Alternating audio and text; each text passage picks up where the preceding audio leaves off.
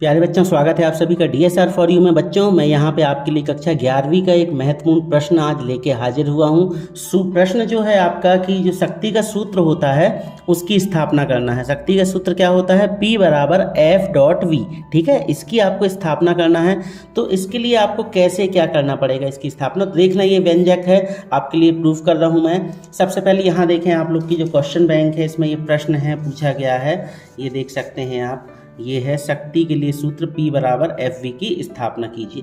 ठीक है, तो इसको मैं सॉल्यूशन दे रहा हूँ आपको। यहाँ पे आप देखें, सबसे पहले तो आपको शक्ति की डेफिनेशन लिखनी है। क्या होती है शक्ति की डेफिनेशन?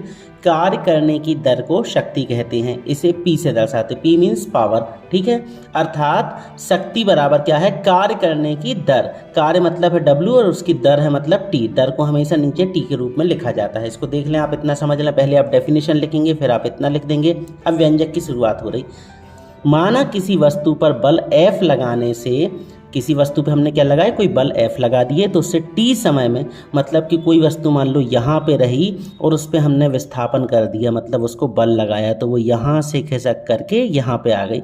मतलब शुरुआत में यहाँ पे थी और जब उसमें बल लगाए तो T समय बाद, मतलब T दूरी तय करके वो T समय बाद यहाँ पे आ गई। ठीक है, उसका विस्थापन D होता है। मतलब ये जो विस्थापन हुआ इसके बीच में कितना डिफरेंस हुआ? D हो गया डिस्प्लेसमेंट, मतलब विस्थापन कितना? D हुआ। ठीक है, शुरुआत में यहाँ पे थी, फिर यहाँ पे आ गई, बल लगाया हमने F। तब कार्य, तब यहाँ पे हम लिखेंगे कार्य। कार्य क्या होगा? कार्य का सूत्र होता है बेटा बल गुणित विस्थापन। ठीक है ना, बल गुणित विस्थापन, W बराबर F इंटू डी। इतना आप समझ लीजिए। आप क्या लिखेंगे? माना किसी वस्तु पर बल F लगाने से T समय में उसका विस्थापन D होता है, तब कार्य बराबर F इंटू डी। अब शक्ति का सूत्र, चूंकि शक्ति क्या होती है? P बराबर W बटे T, मतलब कि कार्य करने की दर को शक्ति कहते हैं, कार्य बटे समय। ये आ गया। यहाँ पे आप चाहो तो लिख देना कार्य बटे समय, तो आप ये लिख देंगे P बराबर W अपॉन T। अब ये कर दिया आपने। अब यहाँ पर W की वैल्यू कितनी थी? F इंटू डी, तो यहाँ W की जगह आप इंटू F इंटू डी रख देंगे। रख दिया आपने F इंटू डी, तो ये आ गया F cross D by T। अब F को आपने अलग लिख दिया, ये D के साथ अपॉन में T लिख दिया, D बाय T लिख दिए, तो P बराबर हो गया F cross D by T, ये आ गया। परंतु देखें, वेग क्या होता है? विस्थापन बटे समय। वेग का सूत्र होता है विस्थापन बटे समय, मतलब D बाई टी की जगह हम V लिख सकते हैं, तो ये आ गया P equal to F dot V। ठीक है, तो ये हो गया आपका पूरा फॉर्मूला यहाँ पे सत्यापित। यही अभीष्ट संबंध है, P बराबर F डॉट B। ये बच्चों का शक्ति का जो सूत्र है इसकी स्थापना करने के लिए आ जाएगी, तो इसको आप लोग देख लीजिए, तैयार कर लीजिए। ओके, इसके बाद हम दूसरा वीडियो देख लेते हैं। बच्चों, दूसरा प्रश्न हमारा ये है कि सिद्ध कीजिए मुक्त रूप से गिरती हुई किसी वस्तु की कुल गतिज ऊर्जा एवं स्थितिज ऊर्जा अचर रहती। वेरी इंपॉर्टेंट क्वेश्चन, ये लास्ट ईयर त्रैमासिक में आया है और हाफ ईयरली दोनों में पूछा गया है। और ये व्यंजक मैंने आपको बताया था, बहुत ही बड़ा है, लेंथी है, इसको आपको प्रूफ करना है। तो बच्चों, मैं यहाँ पे आपके सामने ये वीडियो प्रूफ करके दिखा रहा हूँ, आप इसको बहुत अच्छे से देख लें।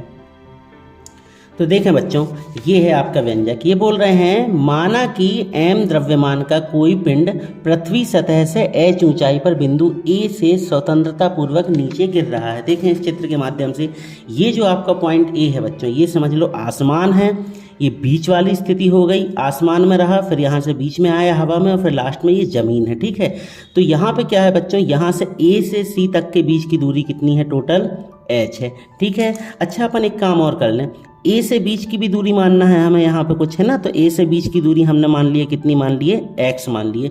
और ये जो होगी B से C के बीच की दूरी, ये कर लेंगे हम h माइनस x। तो ये अब हमारे पास 3 दूरियाँ आ गई। ठीक है, A से B के बीच की दूरी कितनी हो गई? टोटल h है। फिर A से B के बीच की दूरी बच्चों x है, और B से C के बीच की दूरी h माइनस x है। इतना आप समझ गए होंगे। अब आगे देखते हैं। ये कह रहे हैं, माना m द्रव्यमान का कोई पिंड पृथ्वी सतह से h ऊंचाई पर, मतलब यहाँ से जमीन से कहाँ पे, यहाँ पे तक की ऊंचाई कितनी है? h है। h ऊंचाई पर बिंदु A से स्वतंत्रता पूर्वक नीचे की ओर गिर रहा है, नीचे की ओर गिर रहा है, तब बिंदु ए पर, पहले हम बिंदु ए की बात करेंगे। अब देखो बच्चों, जब कोई वस्तु शुरुआत में मतलब चलना चालू करे या फिर ऊपर से गिरना चालू करे, तो स्टार्टिंग में कोई भी वस्तु, जैसे कि हम कोई भी चीज़ को बात कर लें, मान लो ये पेन का ढक्कन है, शुरुआत में मैंने लिया है, अब इसको जब शुरू में हाथ में लिया है तो इसका वेग कितना होगा, कुछ नहीं, ये जीरो। शुरू में क्या रहा, जीरो। जब वो नीचे गिरना हुआ चालू हुई, कोई ट्रेन थी स्टॉप पे खड़ी थी, कहीं पे स्टेशन में खड़ी थी, तो उसकी शुरुआती स्पीड कितनी होगी, शुरुआत में तो वो जीरो होगी। तो यहाँ देखें, प्रारंभ में पिंड विराम अवस्था में है, इसलिए काइनेटिक एनर्जी मतलब गतिज ऊर्जा का मान कितना हो गया बच्चों, उसका जीरो हो गया। एवं स्थितिज ऊर्जा हो गई थी ना, स्थितिज ऊर्जा हो जाएगी बच्चों कितनी, mgh। आप चाहें तो हिंदी में लिख सकते हैं, इसलिए गतिज ऊर्जा बराबर जीरो और स्थितिज ऊर्जा हो जाएगी mgh। अब ये स्थितिज ऊर्जा का फॉर्मूला होता है, इसको आप लोग याद कर लीजिएगा। आता है बिंदु ए पर पिंड की कुल ऊर्जा, मतलब हम बिंदु ए पे, जो पॉइंट ए पे है, इस पे हम यहाँ पे कुल एनर्जी की बात करेंगे तो क्या आ जाएगा, उसकी स्थितिज ऊर्जा और गतिज ऊर्जा का योग, मतलब काइनेटिक एनर्जी और पोटेंशियल एनर्जी हो जाएगी। ये कितनी हो जाएगी यहाँ पे, जीरो प्लस mgh, मतलब टोटल कितनी आई, mgh आ गई। किस पे आ गई ये, बिंदु ए पर। ठीक है, 3 बिंदु ले रहे हैं हम, तो बिंदु ए पर कितनी आ गई बच्चों, यहाँ पे mgh आ गई। अब हम इसके बात करेंगे बिंदु बी की बात। ये बोल रहे हैं, माना वस्तु बी ए से x दूरी तय करके, माना वस्तु जो है वो बिंदु ए से x दूरी तय करके, देखें यहाँ बिंदु ए से इसने x दूरी तय करके कहाँ पर पहुंची, वो बी बिंदु पर पहुंची। ठीक है, बी बिंदु पर पहुंचती है, इसलिए बिंदु बी की पृथ्वी सतह से ऊंचाई, अगर अब हम बात करें इसकी बिंदु बी की पृथ्वी सतह से ऊंचाई, मतलब यहाँ से यहाँ के बीच की दूरी कितनी हो जाएगी बच्चों, h-x हो जाएगी, जैसा मैंने पहले बता दिया था। यदि बिंदु बी पर पिंड का वेग v हो तो, अब चूंकि देखिए गाड़ी स्टेशन से निकल चुकी है, किसी बीच रास्ते की बात कर रहे हैं, तो वहाँ पर देखो शुरुआत में जीरो रही स्पीड, उसका वेग जीरो था, अब यहाँ पे आ गई तो उसकी कुछ स्पीड तो होगी, तो इसकी हम स्पीड को हम डिनोट कर रहे हैं कैसे, v से। यदि बिंदु बी पर पिंड का वेग v हो तो गति के तृतीय समीकरण से, गति का तृतीय समीकरण क्या होता है, v square equal to u square plus 2as। अब v स्क्वायर का मान v स्क्वायर ही रहा, u होता है बच्चों प्रारंभिक वेग, यहाँ तो प्रारंभिक वेग है ही नहीं, बीच में चल रही है ना गाड़ी, मतलब केवल ये v बस काउंट किया जाएगा, तो u की वैल्यू जीरो ले लिए, 2 तो 2 रहा। a होता है त्वरण, मगर यहाँ वस्तु ऊपर से नीचे की ओर गिर रही है, तो a की जगह पे हम g लिखेंगे, गुरुत्वीय त्वरण। विस्थापन को x से डिनोट कर दिए, मतलब कुल मिला के आ गया v square equal to 2gx आ गया इतना। ये बोल रहे हैं, अतः बिंदु b पर वस्तु या पिंड की जो गतिज ऊर्जा होगी, काइनेटिक एनर्जी कितनी हो जाएगी, गतिज ऊर्जा का फॉर्मूला होता है 1/2 mv स्क्वायर, तो ये आ गई 1/2, m की जगह पे m ही रहा, और v स्क्वायर मतलब ये रहा, v स्क्वायर की वैल्यू कितनी आई थी 2gx, तो यहाँ पे रख दिए 2gx। कुल मिला के क्या हो जाएगा, ये 2 से ये 2 कैंसिल हो गया, तो काइनेटिक एनर्जी का मान आ गया mgx आ गया है ना, mg और x ये आ गया। अब बात करेंगे हम स्थितिज ऊर्जा की। स्थितिज ऊर्जा होती है, यहाँ पे वही mgh का फॉर्मूला लगा दी, mg और h की वैल्यू यहाँ पे क्या है बच्चों, h-x, तो ये आ गई x-x।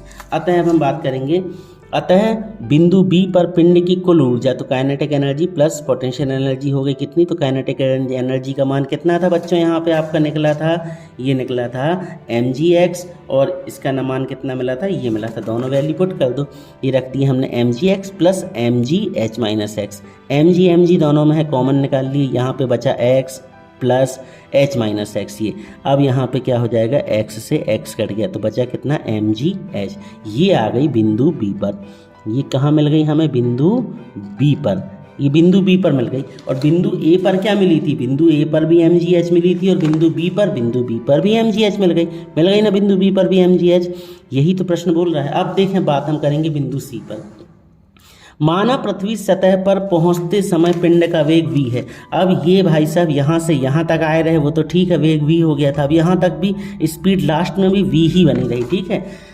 पिंड का वेग v है, तब गति के तृतीय समीकरण से गति के तृतीय समीकरण क्या होता है, v square equal to u square plus 2as, ठीक है। तो 2 तो जो कहते हैं रहा, a की जगह पे वही g रख दिया, और s मतलब h यहाँ पर डिनोट कर दिए। अब चूंकि u की वैल्यू 0 है, तो ये 0 हो गई। जब ये 0 हो गई तो इसको कैसा लिखा जाएगा, v स्क्वायर बराबर 0 प्लस 2gh, मतलब v स्क्वायर का मान आ गया 2gh। अतः पिंड की गतिज ऊर्जा, फिर वही काइनेटिक एनर्जी का फॉर्मूला लगा दिए। गतिज ऊर्जा क्या होती है, 1/2 mv², 1/2 जो कहते हैं m जो कहते हैं v², मतलब कि v² का मान कितना था 2gh, वो रख दिए, 2 से 2 कैंसिल हो गया तो बचा कितना mgh, काइनेटिक एनर्जी आ गई mgh। अब यहाँ पे स्थितिज ऊर्जा, जो स्थिति है क्या है, वो स्थिति कौन सी स्थिति पे आ गया है वो पिंड, यहाँ से ऊपर से नीचे आते आते यहाँ स्थिति क्या हो गई, 0 हो गई, कुछ नहीं। तो काइनेटिक एनर्जी स्थितिज ऊर्जा कितनी आ गई, 0 हो गई। अतः कुल ऊर्जा क्या आ गई, ke + pe, मतलब गतिज ऊर्जा, स्थितिज ऊर्जा मतलब mgh + 0, मतलब कुल मिला के mgh ही आई। ये किस पे आई बच्चों, ये आ गई बिंदु C पर। तो यहाँ पे जो आपका प्रश्न कह रहा था, प्रश्न क्या कह रहा था कि सिद्ध कीजिए कि मुक्त रूप से गिरती हुई किसी वस्तु की कुल गतिज ऊर्जा एवं स्थितिज ऊर्जा अचर रहती है, मतलब तीनों पॉइंट पे एक ही वैल्यू मिलती है। तो ये लिख देंगे आप लास्ट में। अतः सिद्ध हुआ स्वतंत्रता पूर्वक गिरती हुई वस्तु की प्रत्येक बिंदु पर कुल ऊर्जा नियत रहती है। देखिए आपकी बिंदु C पर भी मिल गई mgh, ठीक है। बिंदु B पर आपको कितनी मिली थी, बिंदु B पर भी आपको mgh मिली। और आपका जो बिंदु A रहा, बिंदु A पर, तो बिंदु A पर भी क्या मिली आपको mgh मिली, मतलब कि फिक्स रही ना वैल्यू, कहीं नहीं चेंज हुई। तो इस तरीके से आपका पूरे ये व्यंजक आपका सॉल्व हो गया। आशा करते हैं आप लोगों को समझ में आ गया होगा। अगर आपको ये वीडियो समझ में आ गया है तो प्लीज़ वीडियो को लाइक करके हमारे चैनल को सब्सक्राइब जरूर कर लें, क्योंकि हम आपको इसी तरीके से इंपॉर्टेंट वीडियो देते रहते हैं। इसके बाद मैं एक और वीडियो लेके आऊँगा आपके लिए मोस्ट इंपॉर्टेंट क्वेश्चन का। तब तक के लिए बने रहिएगा हमारे साथ, मिलते हैं अगले वीडियो में। तब तक पढ़ते रहिए, बढ़ते रहिए। Good bye.